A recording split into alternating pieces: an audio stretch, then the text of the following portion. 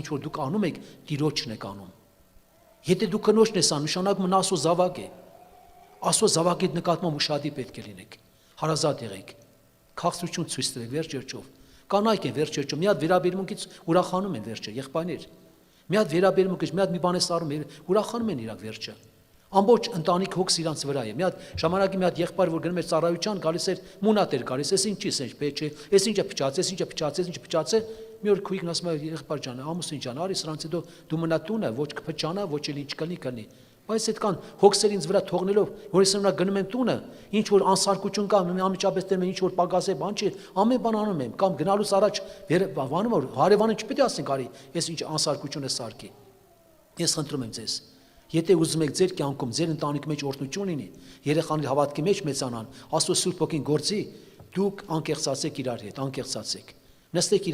իրար ինչ որ կա սրտում, ինչքան հիմա կա քույրեր չկա ձեր մեջ։ Չկա ձեր մեջ մի բան ծանրացած է, չես համարձակում ասես քո ամուսնուն, բայց ծանրացել է, բայց մեջդ կա, հենց ասես պորտկում կարաչան, հենց ասես կռիվ կլինի։